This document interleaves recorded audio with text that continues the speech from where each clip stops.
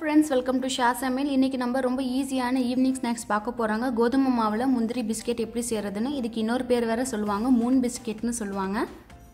இந்த பிஸ்கட்டை வந்து நம்ம ஸ்வீட்ல செய்யலாங்க. இது வந்து நம்ம உப்பு பிஸ்கட் தான் செய்ய போறோம். ரொம்ப சூப்பரா இருக்கும். ரெசிபிக்குள்ள போறதுக்கு முன்னாடி ஷா சமையலோட ரெட் கலர் சப்ஸ்கிரைப் பட்டனை பிரஸ் பண்ணிடுங்க. பக்கத்துல இருக்கிற பெல் ஐகானையும் பிரஸ் பண்ணிடுங்க. உடனுக்குடன் நீங்க அப்டேட்ஸ் எல்லாம் உங்களுக்கு கிடைச்சிரும். இந்த ரெசிபி பிடிச்சிருந்துச்சுன்னா லைக் கொடுத்துருங்க. நிறைய பேர் கேட்டிருந்தீங்க கோதுமை மாவில் ரெசிபி போடுங்கன்னு. அவங்களுக்காக நான் இன்றைக்கி கோதுமை மாவில் முந்திரி பிஸ்கெட் எப்படி செய்கிறதுன்னு பார்க்க போகிறோம். நான் 1 கப் அளவு கோதுமை மாவை வந்து ஒரு பவுலில் சேர்த்துருக்கேன். இப்போ 2 டேபிள் ஸ்பூன் அளவு ரவா சேர்த்துருக்கேங்க. நல்லா நைஸான ரவாவாக எடுத்துக்கோங்க. நல்லா மொத்தமான ரவா இருந்துச்சுன்னா மிக்சியில் போட்டு அடித்து சேர்த்துக்கோங்க. நல்லா நைஸ் ஆயிரும். இப்போ 1 டீஸ்பூன் அளவு ஜீரகம் சேர்த்துருக்கேன். தேவையான அளவு உப்பை சேர்த்துக்கோங்க. இன்றைக்கி நம்ம ஸ்வீட் முந்திரி பிஸ்கெட் செய்யல. இன்றைக்கி நம்ம வந்து உப்பு முந்திரி பிஸ்கெட் தான் செய்ய போகிறோம்.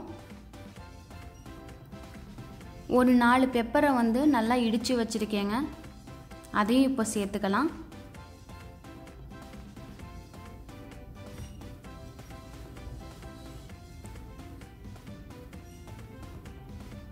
இப்போ நல்லா இதை மிக்ஸ் பண்ணிக்கோங்க. ரொம்ப ஈஸியாக நம்ம செஞ்சிடலாங்க. இந்த முந்திரி பிஸ்கெட்டை செஞ்சு 1 மாதம் வரைக்கும் நம்ம ஸ்டோர் பண்ணி வைக்கலாம். குழந்தைங்களுக்கெல்லாம் இது ரொம்பவும் பிடிக்கும்.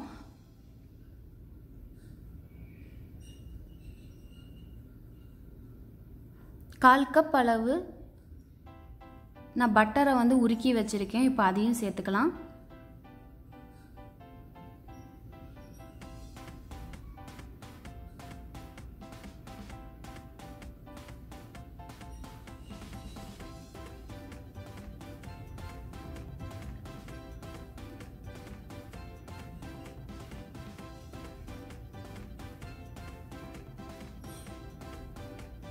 நல்லா இப்போ மிக்ஸ் பண்ணி விட்டுக்கலாம்.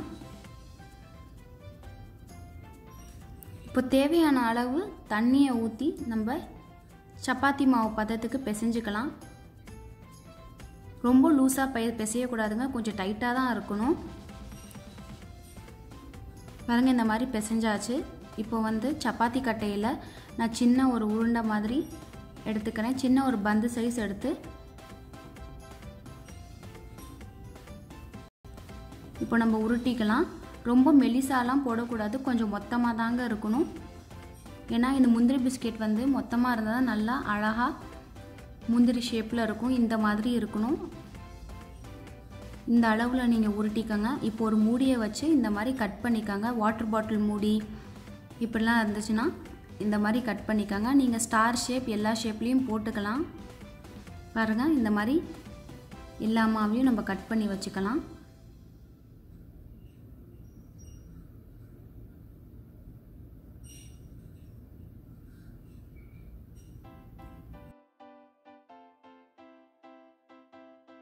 எண்ணெய் நல்லா சூடாயிடுச்சுங்க. இப்போ ஸ்டவ்வை வந்து நம்ம மிதமான சூட்டில் வச்சுட்டு நம்ம அந்த முந்திரி பிஸ்கெட்டை சேர்த்து நல்லா ஃப்ரை பண்ண ஸ்டார்ட் பண்ணிடலாம்.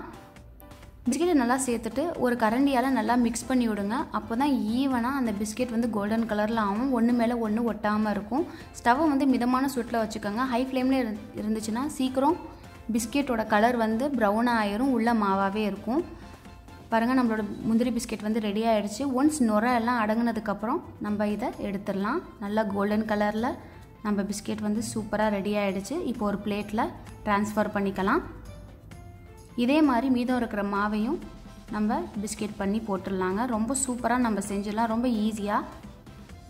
ஒரு ஈஸியான ஈவினிங் ஸ்நாக்ஸ் ரெடி ஆகிடுச்சுங்க. இது 1 மாதம் வரைக்கும் நம்ம ஸ்டோர் பண்ணி வச்சு கொடுக்கலாம். குழந்தைங்களுக்கு இது ரொம்ப பிடிக்கும். இந்த ரெசிபி உங்களுக்கு பிடிச்சிருந்துச்சுன்னா லைக் பண்ணுங்கள், ஷேர் பண்ணுங்கள். மறக்காம ஷா சமையலுக்கு சப்ஸ்கிரைப் பண்ணிடுங்க. உங்கள் ஃபீட்பேக்கை கமெண்ட் பாக்ஸில் தெரியப்படுத்துங்க. தேங்க்யூ ஃபார் வாட்சிங்.